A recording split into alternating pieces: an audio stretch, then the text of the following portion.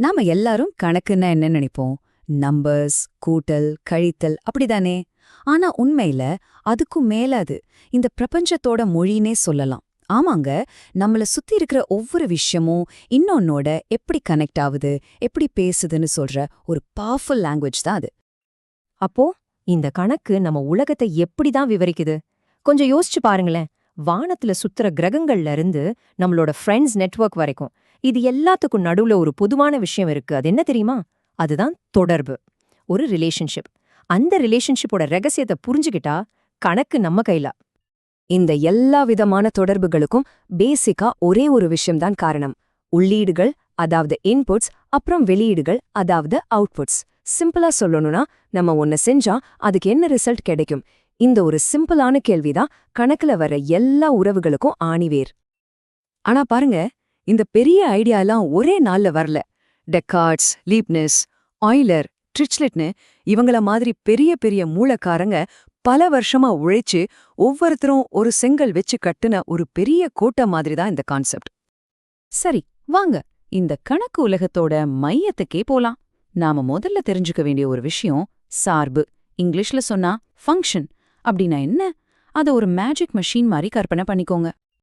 இந்த ஃபங்க்ஷன் மெஷினை பத்தி தெரிஞ்சுக்கிறதுக்கு முன்னாடி அதோட மூலப்பொருள், அதாவது ரிலேஷனை பத்தி பார்க்கலாம். ரிலேஷன்னா ஒன்னும் இல்ல, ரெண்டு செட் ஆஃப் திங்ஸ் இருக்குன்னு வச்சுக்கோங்க.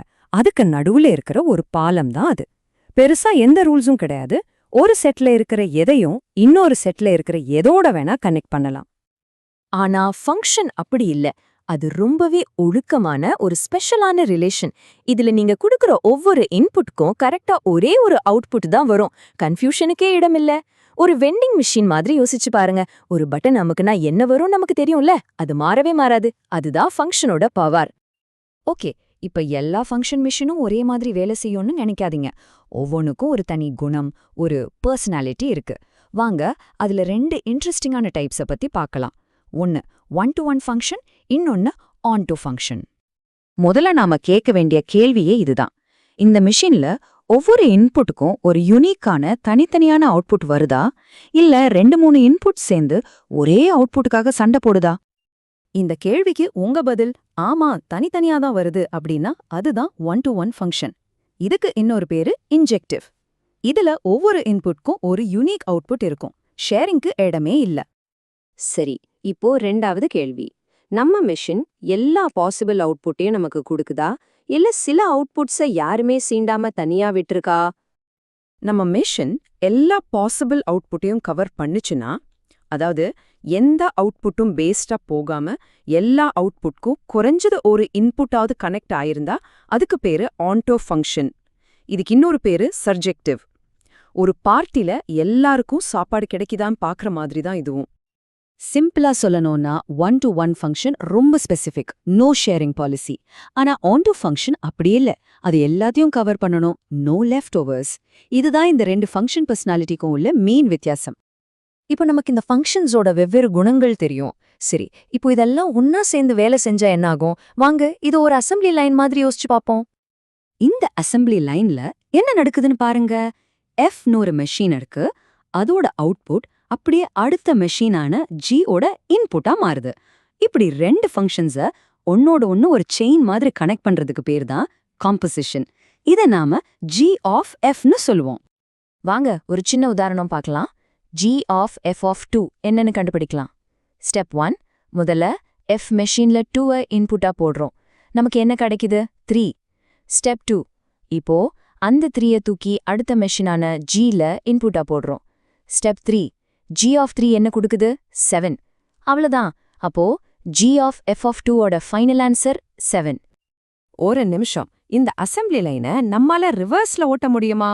அதாவது ஃபைனல் அவுட்புட்டை வச்சு ஸ்டார்டிங்ல என்ன இன்புட் கொடுத்தோன்னு கண்டுபிடிக்க முடியுமா? முடியும். ஆனா ஒரே ஒரு கண்டிஷன், அந்த ஃபங்க்ஷன் இன்வெர்ட்டிபிள்ல இருக்கணும். அப்படின்னா அதுக்கு நம்ம முன்னாடி பார்த்த ரெண்டு குணங்களுமே இருக்கணும். அதாவது அது ஒன்-டு-ஒன்னாவும் இருக்கணும், ஆன்-டு-ஆவும் இருக்கணும். ஏன் அப்படி? கொஞ்சம் யோசிங்க. அது ஒன்-டு-ஒன்னா இல்லைன்னா ரிவர்ஸ்ல வரும்போது எந்த இன்புட்டுக்கு போறதுன்னு கன்ஃபியூஸ் ஆயிடும். அதுவே ஆன்-டு-ஆ இல்லைன்னா சில அவுட்புட்ஸ்க்கு ஸ்டார்டிங் பாயிண்டே இல்லாம போயிடும் இல்லையா?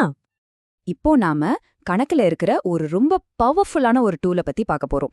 இது என்ன பண்ணும்னா, ஒரு பெரிய குழப்பமான கூட்டத்தை அழகா அர்த்தமுள்ள குட்டி குட்டி குரூப்பா பிரிக்க உதவும். அதுக்கு பேரு தான் ஈக்குவலன்ஸ் ரிலேஷன். ஒரு ரிலேஷன் ஈக்குவலன்ஸ் ரிலேஷனா இல்லையான்னு செக் பண்ண 3 ரூல்ஸ் இருக்கு. முதல் ரூல் ரிஃப்ளெக்ஸ், அதாவது கண்ணாடியில பார்க்குற மாதிரி எல்லாமே அதுக்கு அது ரிலேட்டடா இருக்கணும். ரெண்டாவது சிம்மெட்ரிக், இது ஒரு 2-வே ஸ்ட்ரீட் மாதிரி. ஏக்கும் பிக்கும் ஒரு கனெக்ஷன் இருந்தா பிக்கும் ஏக்கும் அதே கனெக்ஷன் இருக்கணும். மூணாவது டிரான்சிட்டிவ், இது ஒரு செயின் ரியாக்ஷன். ஏக்கு பி ஃப்ரெண்டு, பிக்கு சி ஃப்ரெண்டுனா ஆட்டோமேட்டிக்கா ஏவும் சியும் ரிலேட்டடா இருக்கணும். இந்த 3 ரூல்ஸையும் ஒரு ரிலேஷன் ஃபாலோ பண்ணுச்சுன்னா அது நமக்கு ஒரு சூப்பர் பவர் கொடுக்குது. அதாவது பார்க்க வெவ்வேறு மாதிரி இருந்தாலும் சரி, சில விஷயங்களை எல்லாம் ஒரே குரூப்ல போட்டு இது எல்லாமே நம்மள பொறுத்த வரைக்கும் ஒண்ணுதான்னு சொல்ற அதிகாரம் நமக்கு கிடைக்குது. இதுதான் விஷயங்களை வகைப்படுத்துறதுல ஒரு அல்டிமேட் லெவல். நம்மளோட இந்த பயணம் இப்போ கடைசி கட்டத்துக்கு வந்துருச்சு. இப்ப நம்ம ரொம்ப ஈஸியா தெளிவா யூஸ் பண்ற இந்த ஐடியாஸ் எல்லாம் ஆரம்பத்துல எப்படி ஒரு தெளிவில்லாத ஒரு எண்ணமா இருந்து இப்போ இவ்ளோ துல்லியமான ஒரு வரையறையா மாறுச்சுங்கிற கதைய கொஞ்சம் சுருக்கமா பார்க்கலாம். பாருங்க, 1637ல டெஸ்கார்ட்ஸ் ஃபங்க்ஷனா ஒரு வேரியபிளோட பவர், அதாவது எக்ஸ் பவர் n அப்படின்னு தான் நினைச்சாரு. அதுக்கப்புறம் லீப்னிஸ் அதை ஒரு கர்வோட ஸ்லோப் மாதிரி விஷயங்களுக்கு யூஸ் பண்ணாரு. அப்புறமா பெர்னோலி அதுக்கு ஒரு சிம்பிள் கொடுத்தாரு. கடைசியா 1837ல தான் ட்ரிச்லெட் நாம இன்னைக்கு யூஸ் பண்ற இந்த மாடர்ன் செட் பேஸ்ட் டெஃபினிஷனை கொடுத்தாரு. இந்த ஹிஸ்டரி நமக்கு என்ன சொல்லுதுன்னா, ஃபங்க்ஷன் அப்படிங்கிற இந்த கான்செப்ட் ரொம்ப ரொம்ப நீண்ட காலமா கொஞ்சம் கொஞ்சமா உருவான ஒரு விஷயம். ஆமாங்க, இன்னைக்கு நமக்கு சிம்பிளா தெரியுற இந்த டெஃபினிஷனுக்கு பின்னாடி பல தலைமுறை கணித மேதைகளோட பெரிய உழைப்பு இருக்கு. கம்ப்யூட்டர் கோட்ல இந்த பிசிக்ஸ் வரைக்கும் இன்னைக்கு நம்ம பார்த்த இந்த ரூல்ஸ் தான் எல்லாத்தையும் இயக்குது. இவ்ளோ பவர்ஃபுல்லான ரிலேஷன்ஷிப்ஸை நம்ம வரையறுத்துட்டோம். அப்போ அடுத்து நம்ம கண்டுபிடிக்க போற, வரையறுக்க போற அந்த மிகப்பெரிய தொடர்பு எதுவா இருக்கும்னு நினைக்கிறீங்க?